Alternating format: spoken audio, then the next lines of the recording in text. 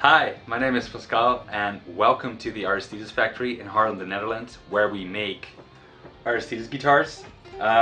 We've done a factory tour a couple years ago when things were a bit different and we were at another location, so we felt it was the proper time to do a new one for you guys, where we just walk around the factory, show all the aspects that are involved in building an Aristides guitar, and just take you on a tour through the shop as if you were here. We have a lot of people who are interested in our guitars, want to know how we build them, why we do things certain ways, and not everyone has the possibility to just, well, fly over to the Netherlands and give us a visit. So that's why we're doing this right now. We've got a lot of exciting stuff we want to share with you guys. We've got some new models. We've got the 060S fan fret, we've got the 070S fan fret, which I don't see here right now, but we have it.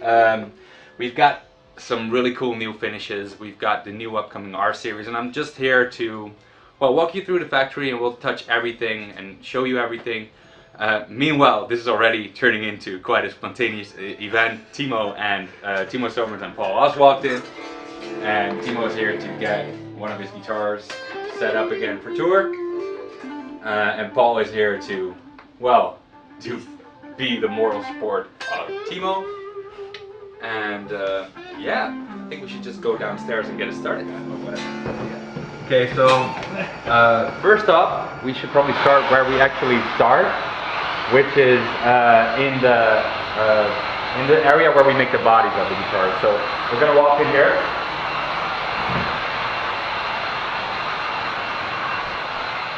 And over here,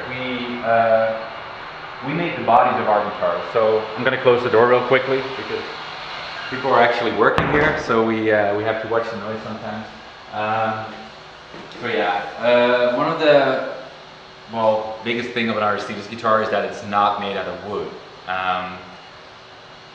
People always ask us, okay, what is the material exactly? And it's not really that. It's not a secret. It's not something special. What we do, we build an exoskeleton out of. We have an outer shell which we can sand and paint, and we have layers of glass fiber and carbon fiber creating an exoskeleton of a guitar body. Over here we have Tim, who is working on this right now. As you can see, this is all basically handwork. It's all brushed in, layer by layer by layer. It's a lot of, well, detailed work that takes a lot of experience to really pull off. In the beginning, when we started this, we could barely do one body in one day with one person. You actually needed two guys to pretty much pull that off. Tim, who runs this area, managed to optimize it that far that we can now do 4 bodies with just one person with like perfect preparation and time management. So we can do that right now. We're always looking into ways to make even more, optimize everything and see what happens. But that's how it's done now. At the end of the day, we basically close the maul halves and put them on each other, and we tilt them, and that's when we inject our secret sauce, which is the Arium material. Arium is basically a mixture of several resins and microscopic glass bottles. It's very brittle and open, so inside the body you'll basically have 1 million tiny air chambers, creating a very resonant body. We have the carbon fiber in the neck, the glass fiber. The entire construction is very, very solid, giving you a guitar that's, well, extremely resonant, has a lot of sustain. It's all one piece, so you have no neck joints or something like that. And once a body is made, it basically comes out like this. It's still very, very lightweight. You can already hear how resonant the material is. It doesn't look too sexy or anything. That's why we have all the cool paint jobs. It almost feels like you can almost not imagine that this turns into a finished guitar you just saw upstairs, but it does, and it works pretty well.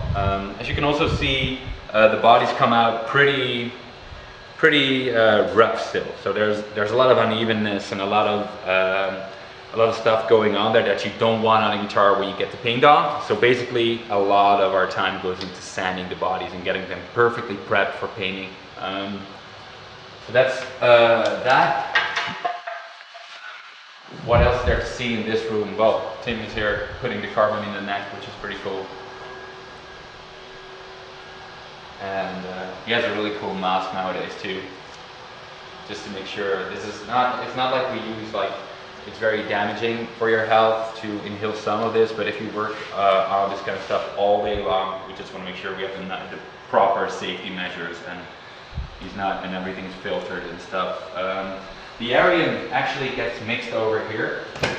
This is, well, the mixing area. And Arium consists of several different components which we all mix over here using these pumps. You can see some colorful pumps as well. That's for the new R series or Raw series, which I will get to later on.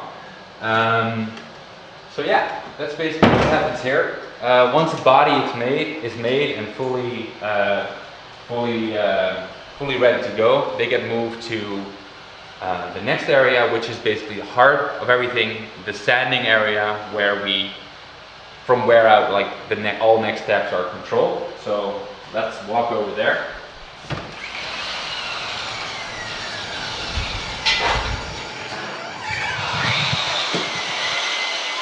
Take a little trip outside.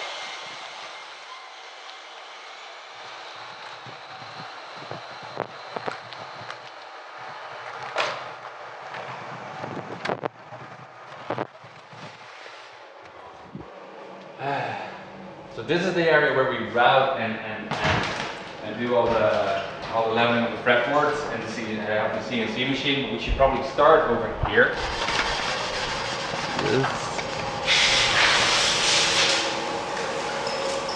Okay, so basically, we're a custom guitar company mostly. So people order guitars with certain specs, and we start to build them for them.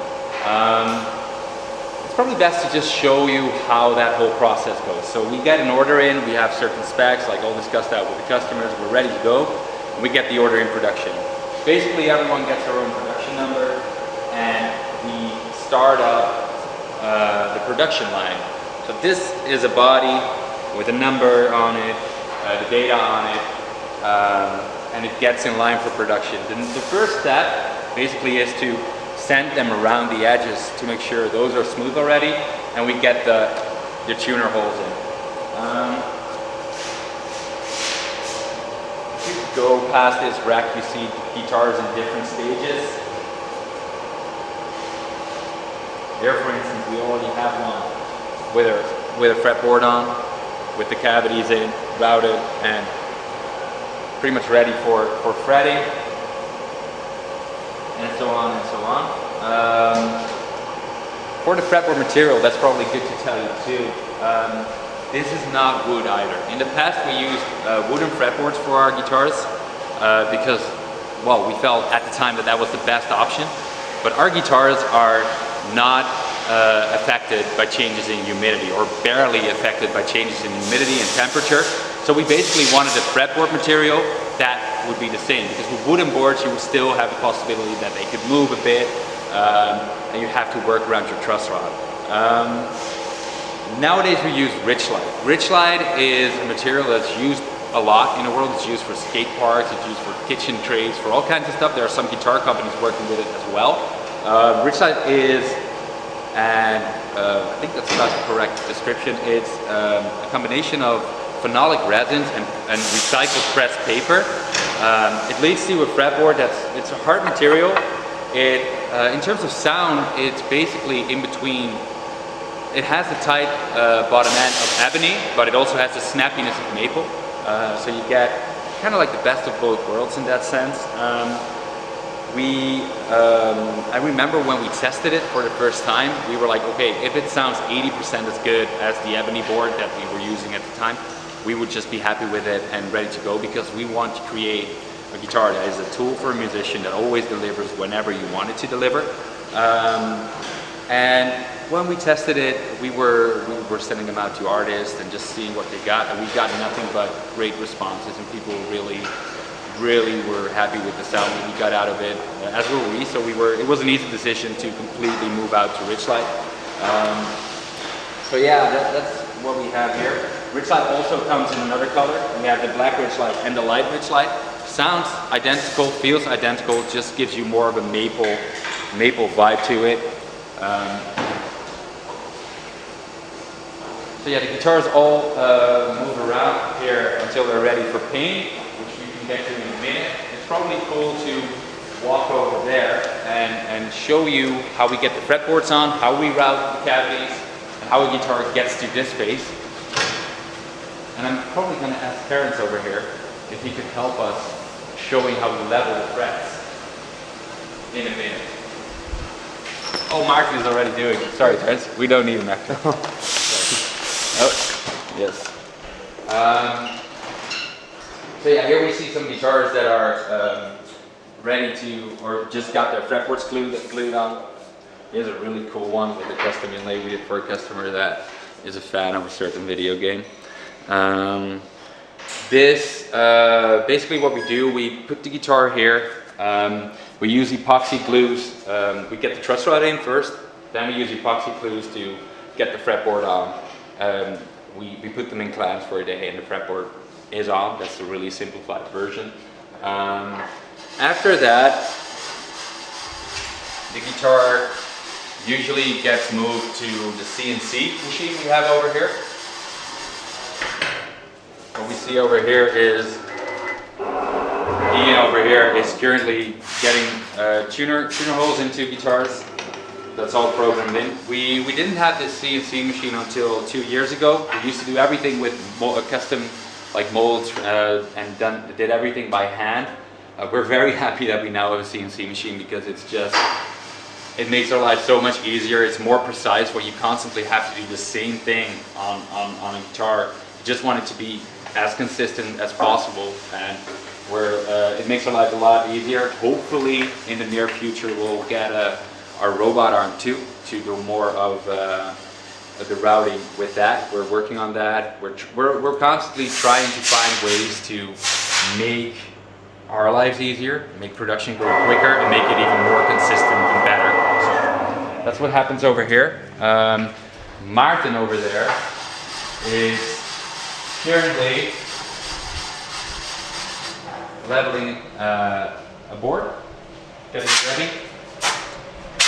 And next step is getting the frets in, and after that you're going to level the frets.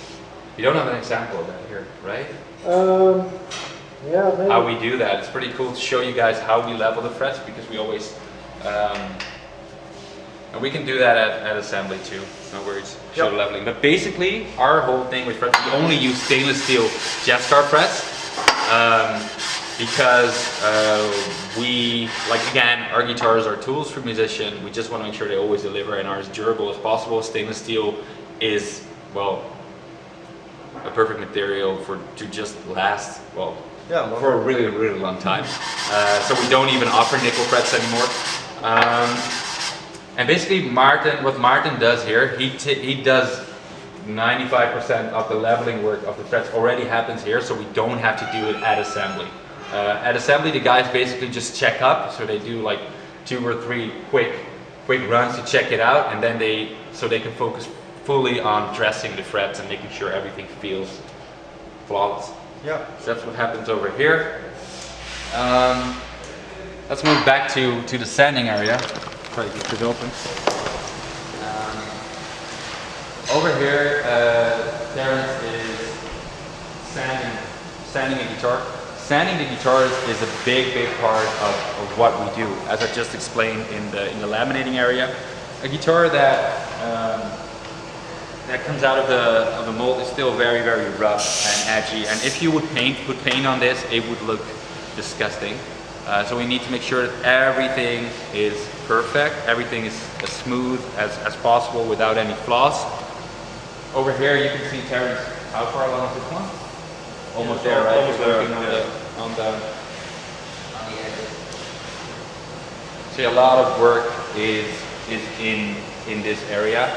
As soon as it's fully sanded, we get the primer paint on, which is the next step we'll show you. Is there anything else you want to add, Terence? You have a magic trick ready or something? Terence is always the entertainer. We have close communities on Facebook, and we have a thing called Terence Thursday, where he actually always pulls up something crazy. So this is your time to shine. I'm not going to take it away from you. Okay, look at this.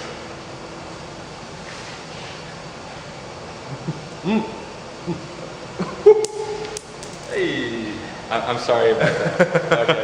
Thanks, Darren. You're welcome. Awesome. So yeah, guitars that are ready for primer, we always take them in batches. So we have about 10 guitars that are ready to get primer on, and we move them to the paint booth and get the primer on. Usually for light colors, we use this grayish white primer, and for I'm always looking at the names so I don't put them back in the wrong place, because that could be adjusted. And for the darker guitars, we use the black primer. So yeah, when this is done, we sand these back again. There's a lot of sanding involved there at Aristides. We sand these back completely, and we get the color on. And we work with a lot of different finishes. You guys probably know, you've probably seen our Instagram and all the different colors we do. It's probably cool to show you guys how we do. Rodney is actually waving at me right now, our paint guy, that he's going to color some guitars, so it's probably a good time to go in.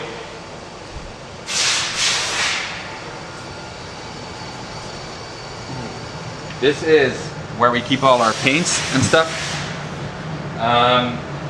Basically, if we can take a peek inside, Rodney is currently prepping this guitar to get color on. Let me ask him what it will be. Robbie, geen kleuren? Welke kleur? What?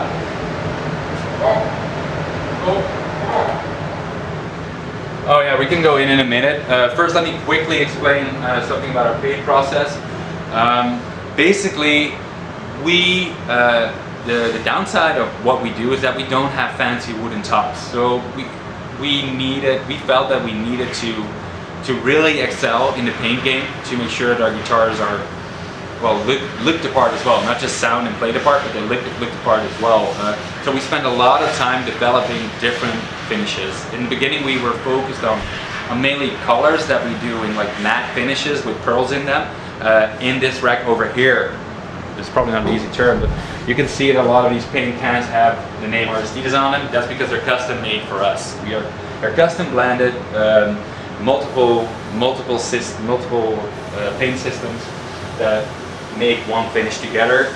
Later on, we took it to the next level with, mainly because of our customers, because usually our customers come up with crazy finishes and we just do them and they become standard finishes. We have crazy sparkles, marbles, chameleons, sparkle, marble, chameleons, whatever people can imagine and ask us to do, and if we're feeling like it, we'll do it, and it usually turns into an awesome project. Rodney over here, I think it's cool. Let me check one thing with him real quickly about the camera. How much bad what's the camera go? Hey? You should be fine.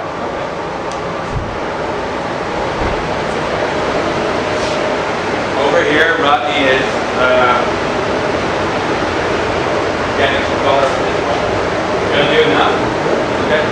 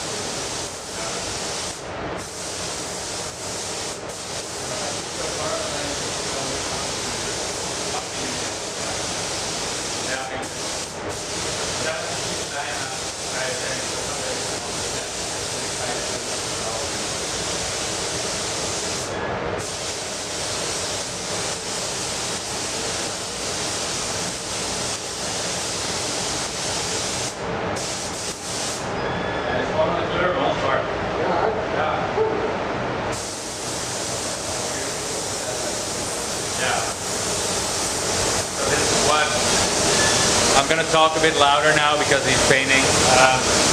This is going to be matte black guitar. So basically, he's getting the color on now, then sanding it back, and then put the final satin on. These are probably our most simple finishes, the matte finishes. We can walk over there real quickly and show you some other finishes that we're working on right now, some more complicated stuff. Probably going to leave Rodney to it.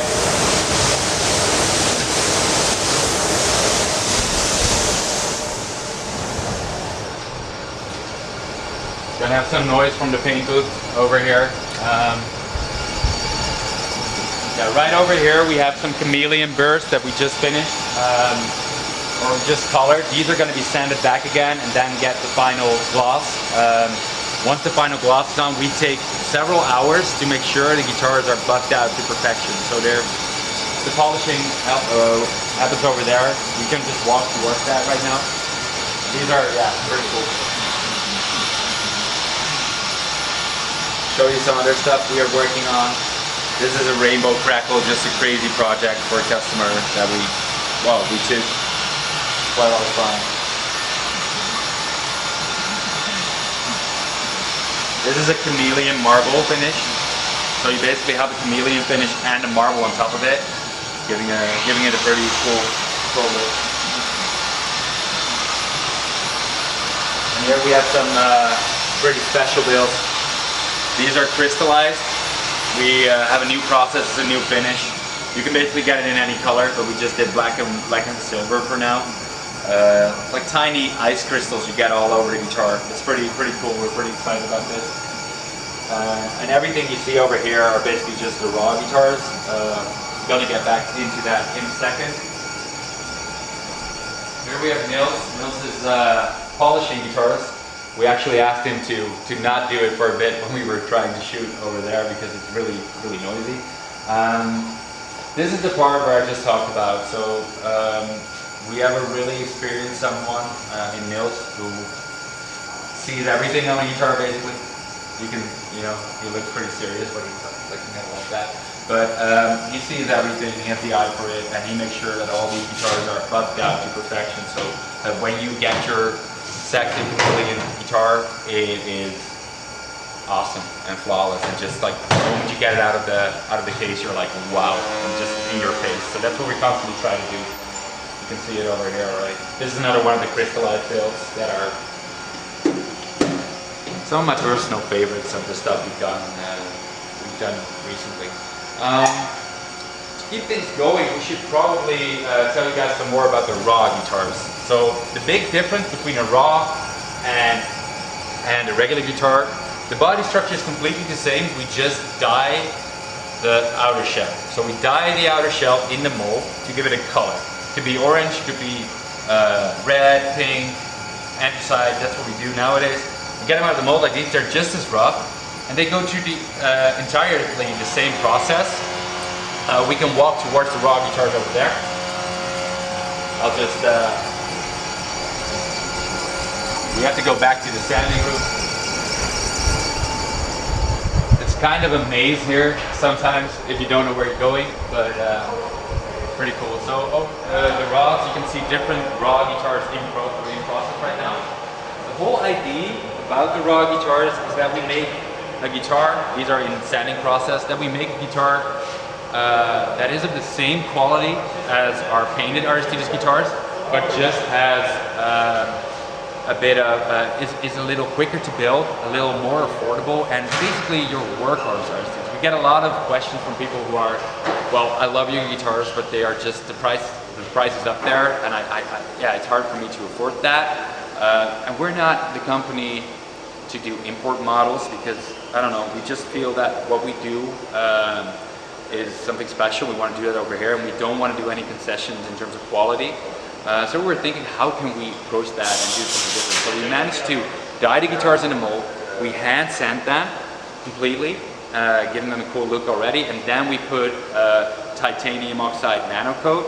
That sounds very fancy, but it's just some stuff we polish on there as a protective layer. And you basically get a guitar that has a raw industrial look and very smooth feel. I can ask Terence, can you get a finished raw guitar? This is in process. They can be ordered as customs with all the options we get on the regular ones, but we are also constantly trying to build them as in stocks. So nowadays we can basically do a 6-string anthracite raw guitar with Fishmans in it and all that stuff. So here we have a finished raw guitar. As you can see, it has a pretty raw feel. Looks like a very roughly sanded dark gray finish with fishmans in it and stuff. This is your workhorse. We have a lot of customers that before we introduced them, we already took orders from our regular customers. And everyone who visited the shop here and tried one ordered one right away. They sound slightly different. They're a bit more open even because there's no paint coating, and it's just a really cool thing. It's like a bare bones Aristides guitar, and that's what we want it to be. So this is when you have 2 stick sparkle guitars at home, which you don't want to take out to your shitty bar gig, but you want to play your Aristides on stage. These are easier to take out and rough up and can take a beating pretty well. So yeah. What's next? Well, we already saw the painting. Over here you still see some guitars that are ready to get painted. And yeah, like I said about our customers, there's sometimes really one crazy stuff. Ridiculous guitars like these come out here every now and then. Pretty cool. If you like colors, if you don't like colors, just get it raw because yeah, might be more your cup of tea. Over here we're going into assembly. This is where we handle all the final steps of the guitars, and it's quite busy here right now. I think this is Timo's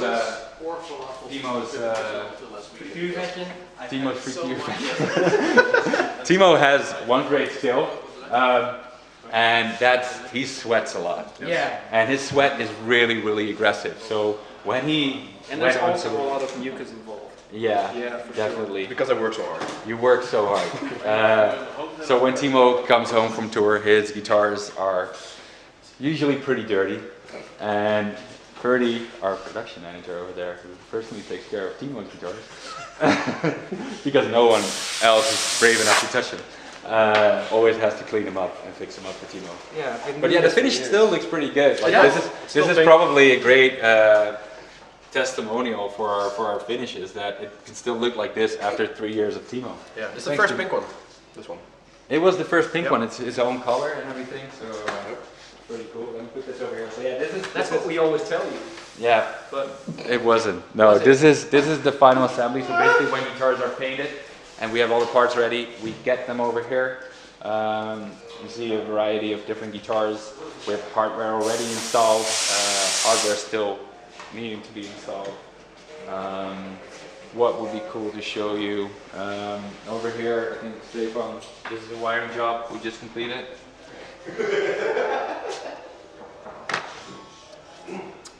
Yeah, we take a lot of pride in our wiring. We really try to make sure that it looks as neat as everything on the outside. Another thing we really take a lot of time for and pride in is our fretwork. As I just told you, in the fretting area, most of the work is done there in terms of leveling, and we just have the tool in the back where we put the guitar on, and we just basically check up on all the frets over here. We put them in playing position, and we go give it 2-3 runs just to make sure everything is perfect. And then the guys over there take a lot of time to dress the frets and get them ready for the perfect playing experience, or whatever you would call that. As you can see over here as well, is that we put protection tape on the guitars when we finish them, just to make sure that we don't scratch anything. A guitar is meant to be played and scratched, just not by us. That's why I'm wearing gloves and why we're so careful with these. These are all guitars that are almost ready to go. I see a cool finish over here, so I'd like to show that to you. Another custom marble burst with white fishmans. Unfortunately still with protection foil, but a pretty cool guitar. So yeah, once the guitar is completely ready, set up, triple checked, we get them ready to ship. We ship them in these mono bags with the Aristides logo. Unfortunately, I couldn't do it for a while, so we had a while where we didn't have them with the logo, but they're back. We're stoked about it. These are insanely good bags. We take a lot of time to properly pack them using packing peanuts and foam, and basically ship them all over the world with FedEx. The mono bags, and over here you can see a rack, which is usually back in the safe, but now we put it out here for the camera. A rack filled with guitars that are going to ship out in the next week or so. So yeah, I think that's basically the entire tour. We hope to be doing some more video series in the near future where we go more into detail on certain aspects. So do one quick video fully detailed about the painting process, about the fretting process, about the laminating process. We just want to make sure that we put more and more content out there for people to see. If you have any questions, want to know anything about ordering a guitar, you can hit us up over email, Facebook, Instagram, YouTube, whatever. Thank you so much for watching and see you next time.